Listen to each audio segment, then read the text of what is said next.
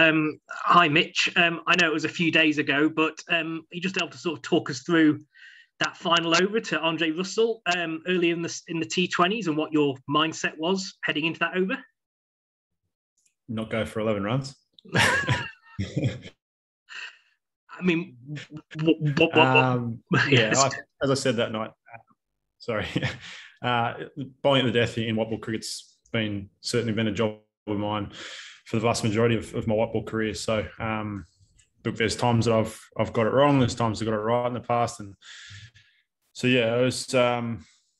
It's not something that was new to me, and it was just go back and execute what I wanted to. So, I guess I kept it as simple as that. And if I kept him under to think too much throughout my cricket, and it certainly was the same the other night. Just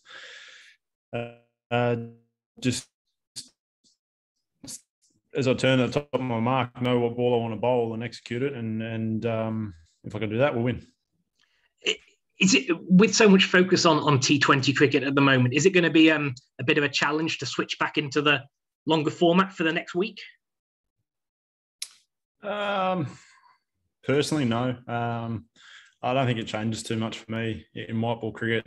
My role pretty much stays as is across T20s and one day cricket. Obviously, there's a few more overs that I need to bowl, but I'm still probably going to take the ball up front and take the ball at the back and a few overs in the middle. So I think my role doesn't change too much. I'm there to obviously bowl fast and try and take wickets and attack through taking wickets. You do it for a longer amount of time. It's probably, I guess, you got that middle period there that you don't have in T20 cricket, where the game sort of meanders a little bit, if you like.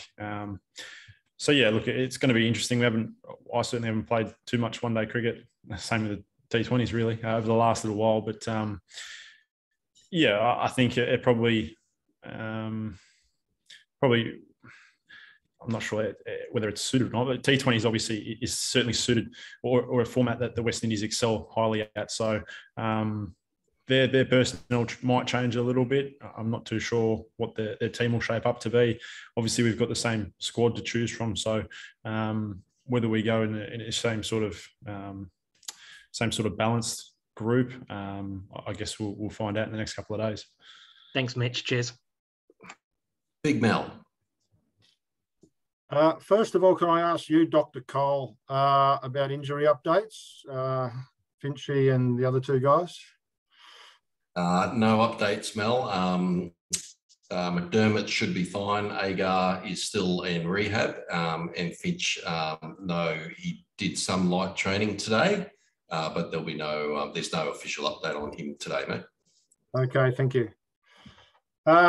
Mitch, I just wonder, there's been a lot of debate about club v country, and you've had the opportunity to have some sort of big money earns, obviously, at the IPL that you've rejected to get yourself right playing for Australia. I just wonder how you feel about the current situation where you're sort of playing a very good, or you were playing a very good West Indian T20 side with a severely weakened Australian team when you hadn't been to the IPL and you had made sure you were okay. Just wondered what your feeling was about that scenario.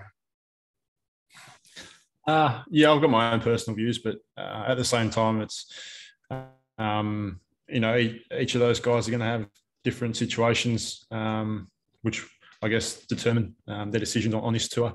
But I think obviously you throw in conversations about different bubbles and quarantine periods and the like.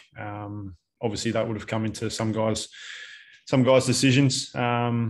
Ultimately, we're here with a strong group of Australian guys, some young, inexperienced guys with a chance to perform and potentially lock down some World Cup spots. So, sure, you've got some guys still at home doing whatever they're doing throughout the time, but you've got some young, exciting cricketers from perform through domestic cricket now. They've got their chance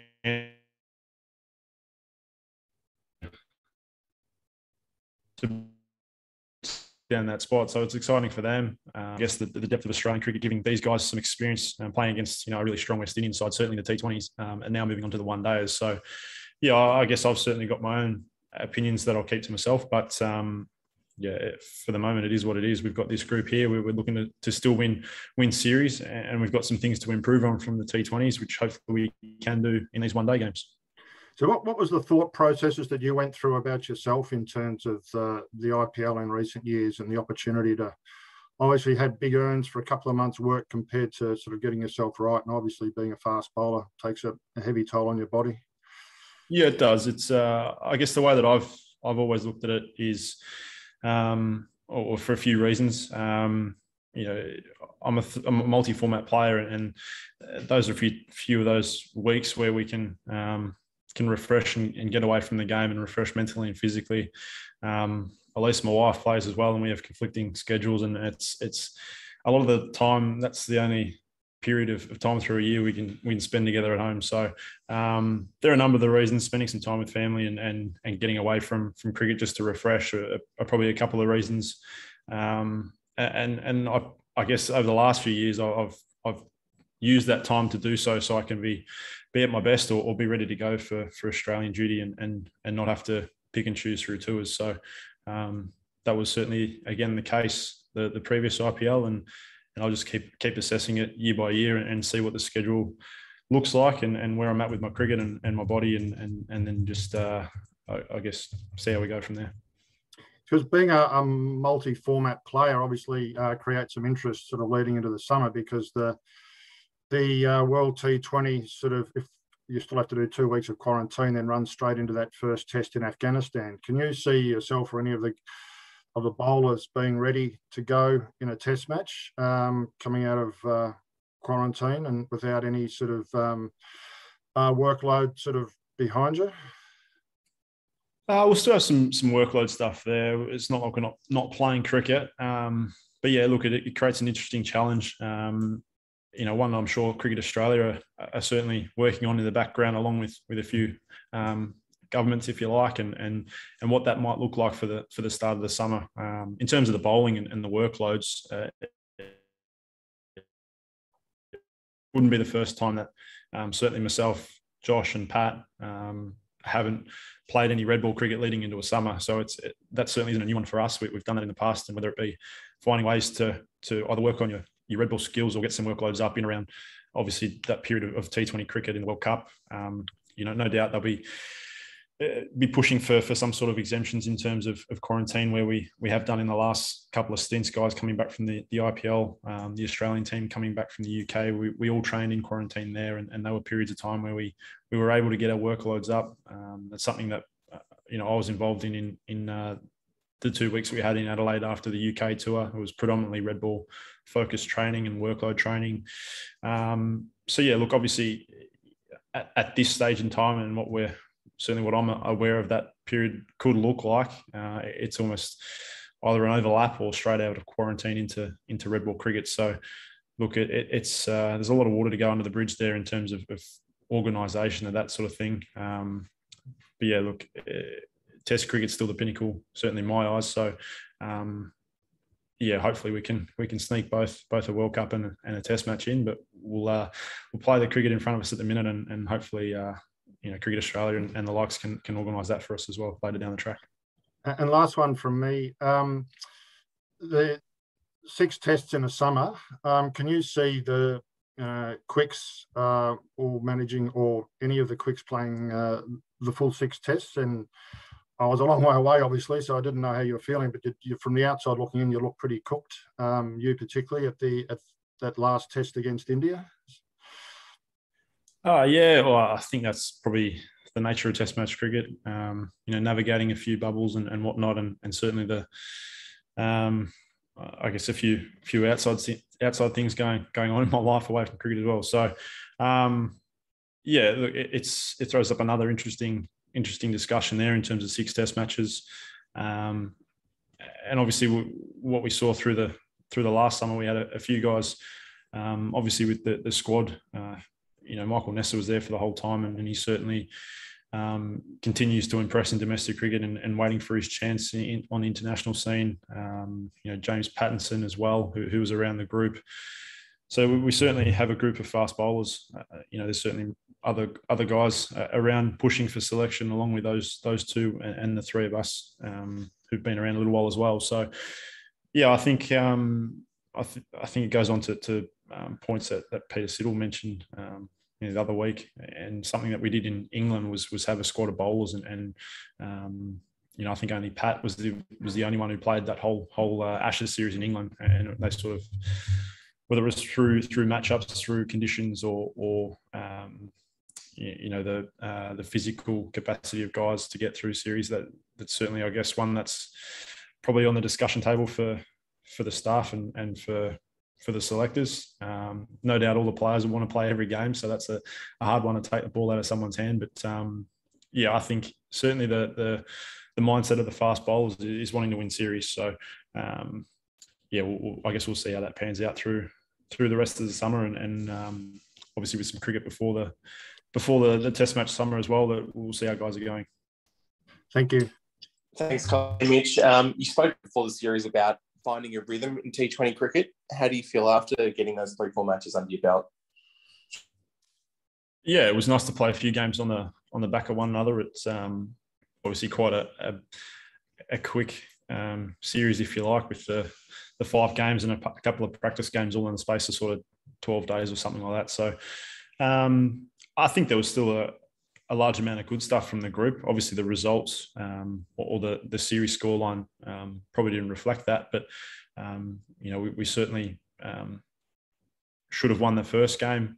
Probably outplayed in those next 2, and then picked up the win in the 4th, and then again it was probably an indifferent game in the 5th. So I think there was still a huge amount of positives for this younger, inexperienced group, and a lot to learn from. And it's about improving each game. Personally, it was nice to get a bit of a rhythm and I guess not so much work on my plans, but go back to what I see as my own strengths and sticking to that for the game 2, 3, and 4. So it was nice to get a few back-to-back games in this format, and certainly something or some rhythm to take into the one-day games, and then obviously we've got the 5 games against Bangladesh. So another good learning opportunity for this group, and hopefully a series that we can put those learnings into series wins.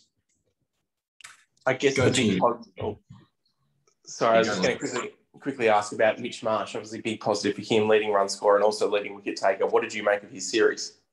Yeah, fantastic. It's awesome to see Mitchie get the rewards of a lot of hard work. I think he's starting to, well, he certainly has over a little bit of time, but more so than he has done in the past. He's starting to really back his ability and his skill, and I think that just came to the forefront in this series with bat and ball.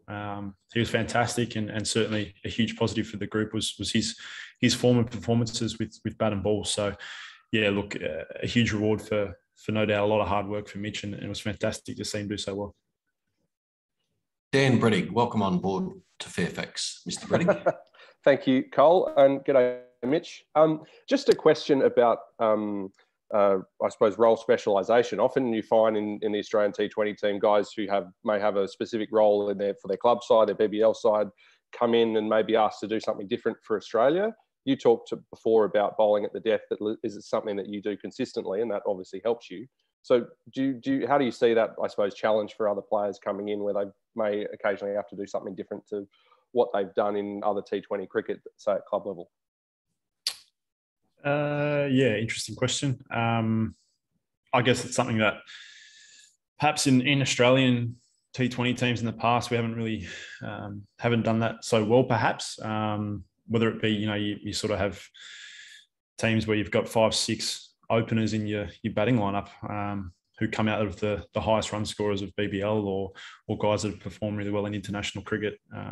It makes for an interesting discussion, I guess, when you're picking guys who bat in their certain positions or whatnot. So, as we said before, a huge positive was Mitch Marsh batting at 3 and probably having one of his best series of his career, and what that looks like for him moving forward into the Bangladesh series or also into the T20 World Cup with potentially a few guys coming back into the group as well. I guess without knowing what other guys feel of the situation, I guess personally, probably been in the same role through my whole career, and whether it's one or two up front, maybe potentially one in the middle and a couple at the death, that's sort of been my role throughout. So from my point of view, it's, I can't really speak for others on how they feel about being in different positions or changing roles. Clearly they picked for Australia for a reason. They're some of the best T20 players in the country, and certainly for some of the best in the world. So it's about adapting to what the team needs and adapting to different conditions, and hopefully that in turn results in series and tournament wins. Thanks, Mitch. We'll go over to Louis live here in Barbados. Louis live. Mitch. Louis live. Mitch, if Finchy were to miss these ODIs or any of them, how do you reckon the supposed Alex Carey was the vice captain for the last ODI you played? Presumably it's him. How are you going, or if it's not him, who would do that? Yeah, it makes for an interesting question. Obviously, you got Alex there. A bit easier captaining in international cricket when guys sort of know their roles or the way the team operates. So if Finchy was to miss, I'm sure whoever takes on the role will do a good job, and we'll get behind him and play our roles, and hopefully results in a win as well. From a bowling point of view, it's a pretty inexperienced group outside of you, Josh, and Adam's there. But do you kind of feel like you three, depending on how much you play, take a bit of a leadership role, given there's probably one or two spots there to less experienced ODI guys? Yeah, I think it just naturally comes about chatting around training and off the field, and I guess that's the nature of these hubs. Is you can't really leave the hotel, so you spend a bit more time together as a group, and whether it be chatting after play or chatting through the days around the hotel. We've got guys that have got a little bit of experience now in international cricket or been around, obviously, this tour for a little bit. So it's you sort of keep yourself accessible to them and check how they're going around training, that sort of thing. But certainly those ongoing discussions happen quite naturally anyway around a cricket tour. But for Josh, Zamps and I, obviously playing a fair amount more white ball cricket than potentially the rest of them, whether it's checking in on plans before games or whatnot, see how guys are going. We'll keep going about our cricket the way we see we can do our best role for the team, but in terms of looking after the rest, I think that naturally occurs on tours like these where you're locked up in a hub or bubble anyway. For I guess the younger batters, Josh and Felipe, Ben McDermott, looks like the numbers probably say they have to play. What have you seen from, I guess, those two as some younger batters who might be playing their first games on Tuesday? Yeah, look, they obviously had a few weeks now to sort of see what conditions in the West Indies are like, and I guess we'll probably see a slightly better set of wickets here in Barbados than we did in St. Lucia. Still that win that we get across the ground, but some smallish boundaries, but we're still promoting it, nice aggressive or attacking play, and we want to see that intent, and they've performed on the domestic scene for a long time now, and certainly in Big Bash cricket as well, and if they get the opportunity for Australia, I'm sure they'll take it with both hands and give all they can to score some runs to a winning cause. Just finally, it seems like it was very much a T20 squad that kind of got picked for this series, and now you've kind of got the ODIs. Do you kind of think that's inevitable going forward with tours and with bubbles? Like, we're going to get, whether it's the other way around, working to a World Cup, or an ODI World Cup year, we're going to kind of get funny situations like that. Yeah, potentially. Fortunately, I don't have to pick teams. So, I guess what have we got? 20 guys here. I guess you're looking at covering different spots if guys get injured, or if you want to certainly with the build up to a T20 World Cup, you obviously trying different combinations, whether it be balance of team, matchups against West Indies, whatnot.